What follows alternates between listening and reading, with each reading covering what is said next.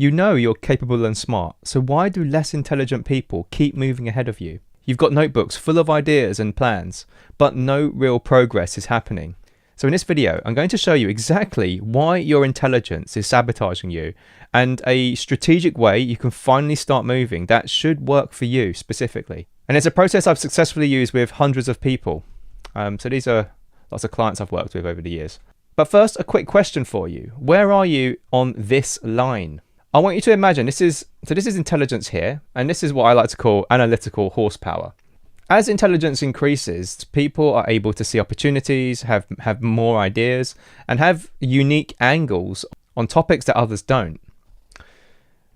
So you may feel like you're somewhere up here. Now, if you're watching this video, this is probably where you consider yourself. The more capable, intelligent, whatever word you want to use here, the better. You're able to spot more opportunities, and that helps with your progress. But there's a problem. There's this other side that also changes as you become more intelligent. It's the ability to see risks with any of these ideas and opportunities. But the real problem is that it's often more than the benefit you get from this. It would be a bit like pressing the gas or accelerator pedal, but your foot on the brake pedal is at least twice as strong. So it can make the car go nowhere the more intelligent you get. So just to illustrate this, I want you to imagine this. This is the resistance you feel. So as you become more intelligent, what happens? Well, you are able to see more risks. You create these worst case scenarios. You can see all of the failure points. Now, I think this is quite interesting because this actually does require quite a lot of deep thinking and reflection, because to simulate worst case scenarios, you often need to play out the whole journey in your mind. That's why at the beginning sometimes it's a bit slow to start here, but then as you become more intelligent, you can start constructing these narratives and these worldviews, and you can start seeing where the failure points will happen. So it's actually quite a useful skill if you're trying to mitigate risks in other places. But if you're trying to work on your personal goals, it can often do the opposite. What we have here is, if we cross those two graphs, so resistance and this analytical horsepower, so capability, we get this. So at the beginning, increasing intelligence is beneficial because you may not have realized all of the downsides to whatever opportunities you're thinking about pursuing. But at some point, you become really, really good at doing that. And then it overtakes it. And so then you end up with this bit. So as long as the red line, which is this resistance factor, or pressing the brake pedal, is above the green line, it will always end up in you being in a state of inaction and experiencing paralysis. So ironically, your greatest strength, this ability to risk assess and strategic thinking and deep thinking, it actually becomes your trap, because we want to make progress. So we want to make the car move, but that's not possible in this sense. The more clearly you see all of these potential risks, the more overwhelming and paralyzing action becomes.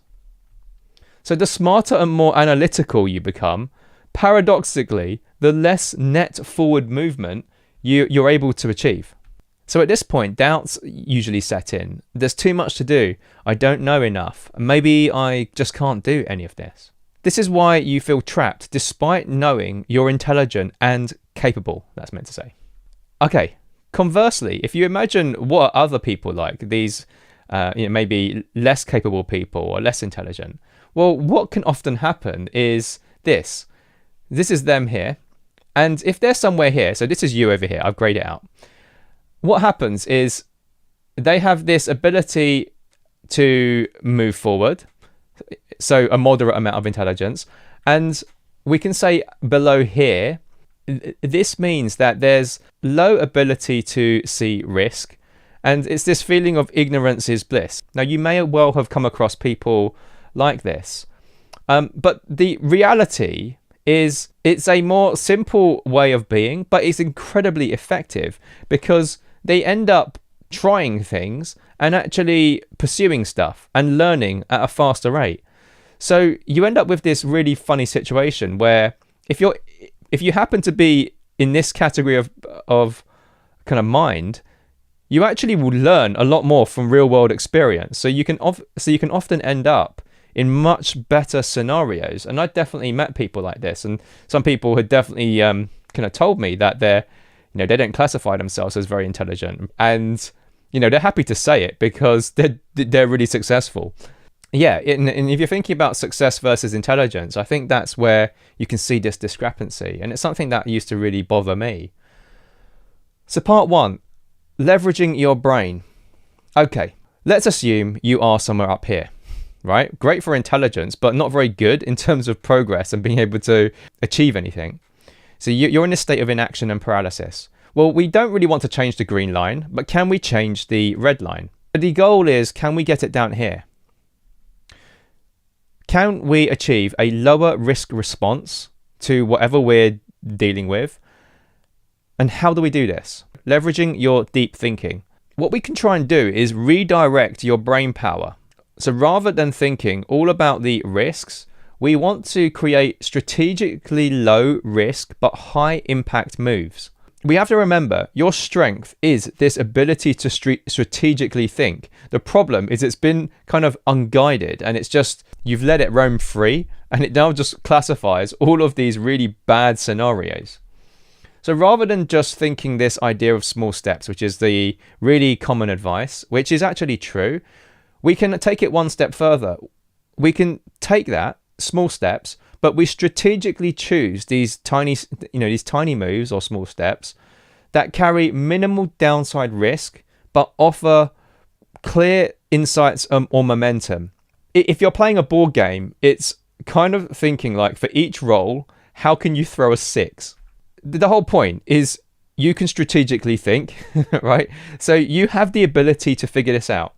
This is something I really, really struggled with, because I was so scared of trying anything because all I could see were all of the ways things would go wrong. So to illustrate this, I've got a little concept. Now, if you've seen some of my other videos, I'll put a link somewhere and I'll show you about that, and I'll show you about it later. I call it Ollie the Octopus. Now, I'll give you a brief overview of the whole concept. If you imagine an octopus trying to navigate through the world, what it does is it doesn't just jump. It sends one tentacle across, and then it slowly gets more tentacles across, and then it gets to the other side. But it does this really, really fast, and it does it continuously.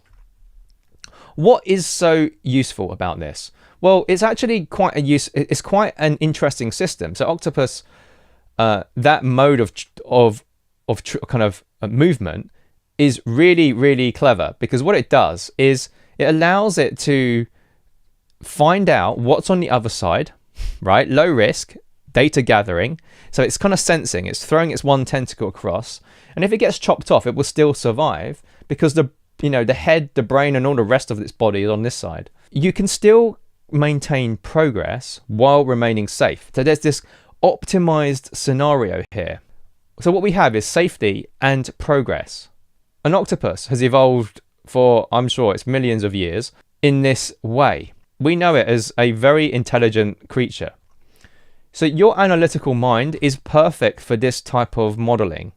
This is something that took me a really, really long time because I just kept getting it wrong. Now just remember this, the octopus only learns when a tentacle moves. It doesn't think about moving the tentacle, it moves it.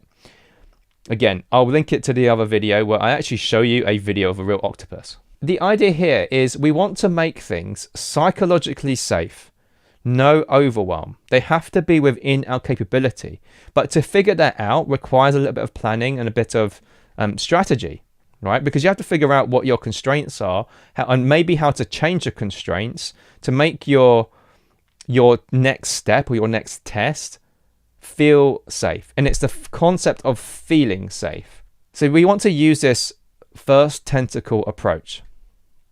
I do this with every client because this is something that this is the one factor that stopped me. I knew I needed to make steps, but I just couldn't get myself to do it because everything just always felt too overwhelming. So once I figured out this kind of model for myself, this is something that, it's so interesting. Each client has a different mental model of risk. And so we have to figure out what size next step will make sense specifically and uniquely to their mind. It's always different. Because, some people have fear is all relative, and fear is often based from experience, and also how many times, how creative your worst case scenarios can get. Anyway, a full breakdown of how to do this, is in my other video. I'll link it somewhere here. This is really important.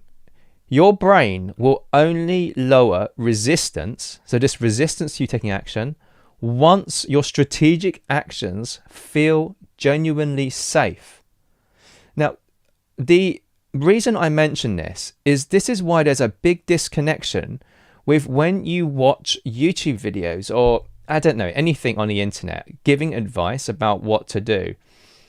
If someone has done it and they have done it thousands of times, their brain has already learned through experience that it is safe for them to do this maybe bold task. But for you, your tentacle, you've not put a tentacle across, so your brain has not had that experience yet. It doesn't have that as a currency. So what they are telling you is based on their level of experience where they already feel safe. We have to generate that scenario for you. It's difficult at the beginning, and we may need to scale it back, right? And this is where the small steps is also relative. A small step to someone with lots of experience is one thing. A small step to someone who's never taken a small step will look like something else. It will be, let's talk about the octopus. It will be similar to an octopus which can jump from rock to rock, right, on a beach or something like that, versus an octopus that has never been, hasn't moved much at all. It was a little baby octopus and is looking to make its first moves. It will be much more careful, and as it learns more about the world and what is safe and what is not, it can be more bold with its moves. Here are some examples. If you're presenting, maybe you want to present to a friend, right? Rather than going straight into your presentation.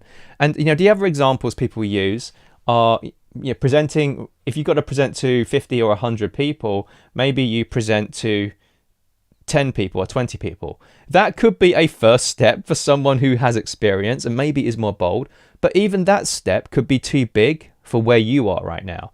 Now, the only reason I mention this is because I've actually had this with certain clients, and we've had to scale it back so much, where they have just been in a one-on-one with a really close colleague, practicing their presentation with them, and then we scaled it to 2 people, and then 3 people, and then we slowly extended it rapidly. But we had to figure out how to do this to make it psychologically safe for them. Otherwise, they would just procrastinate and avoid doing it altogether. And then they suddenly have to present to 50 or 100 people, and now they're just way too anxious to perform well. Same thing with here. When I've had people wanted to start a new business or start a new service offering, some people will hear the advice about you need to charge your worth. If you've been working like this, you should charge your new worth. The problem with that is that's all well and good on paper, but if you now feel a lot of pressure to do it, you may not feel that kind of psychological safety there. So an example would be this is where you might want to offer something for free, not because you're reducing your worth, it's to increase your psychological safety, right? To build up an evidence base that you can actually make this step. Same thing for rehearsing sales calls. I do this a lot. So people want to jump into sales calls and, sell maybe even high ticket clients straight off, and have had no experience. That can be really, really daunting for people. And this is where I've practiced with people on the other end of that and practicing being a prospect for someone. But it's the same thing. You can do it with a friend, or find someone to speak to, or rehearse it. And if you need to do this by yourself, you can practice this with ChatGPT or something. It doesn't matter, right? The point is you have to figure out what is going to be your equivalent of a first tentacle. Oh yeah, this is the last one. This is one that I used to do. So, a no record video. I was so scared of posting videos. When I used to watch Gary Vaynerchuk and he would say, you need to be posting a minimum of 3 to 5 times a day, I just froze and I would just avoid everything to do with posting content because it was too much. My brain would just shut down. It was only until I started employing this process where I was so afraid of shooting videos. I had a phobia of looking at the glass lens and the red light. What I did is I would have my phone set up in my car, so I had to focus on driving, and I would have it facing me, just looking at me, and then I would talk. I wasn't even recording. And then eventually a next tentacle was I'd actually record it. I'm not looking at the camera, I'm just looking. The reason I put it in my car is because I'm forced to focus on where I'm driving, so I couldn't be distracted by my phone. So these were the steps that I built for myself to figure out how to shoot content of myself. Okay, client example, quickly. Joe, extremely capable, but no progress on his goals for over 10 years. Really wanted to get in front of the camera. Had a really big fear of judgment and failure and needed very incremental steps. Eventually, we were able to build this little process for him, and it was kind of similar to mine, and we made it really small. The videos were sent to me first before sending it out onto social media. Yeah, so videos were sent to me, and then we kind of reviewed them before they were put on social media. And once he heard some validation come back that, hey, that video is good to go, right? That's sometimes all we needed. And now he gets to post really cool content and actually live much closer to the life that he wants to live. And it was all because of that initial breakpoint. Most people know what to do. They just have the inability to execute on what they know they need to do. For some people, especially these people who are more ambitious and overthink and ruminate. So, Joe's a good example. He would construct all of these ways people would judge him and how it would be perceived badly. Yeah. And so he earns an income from this now, which is absolutely amazing, and does lots of really great videos. And he's been wanting to do this for over a decade. Very similar to me. So the bottom line is your brain isn't broken. It's strategic, and we need to use it to your advantage. It hesitates for very rational reasons. The real secret is this: the more strategically small and safe moves you make, the more capable your brain realizes you actually are. Every tiny move proves hesitation wrong. So that's why those small steps are important, but we want to scale them up over time. Quietly and powerfully, you will reshape your confidence. I promise you. I've seen this. Well, it happened to me firsthand. I mean, that's why I'm on here talking now. But it's also helped hundreds of people. And the only reason I'm sharing a lot of this now is because I needed to kind of check whether these ideas were true after I'd worked with a really diverse set of people. And what it's saying behind this, behind my picture here is, you can do all of this without ever needing this really loud motivation. Okay. It is much easier when your brain feels like something is possible. Okay, I hope that was useful, and I'll see you in the next video.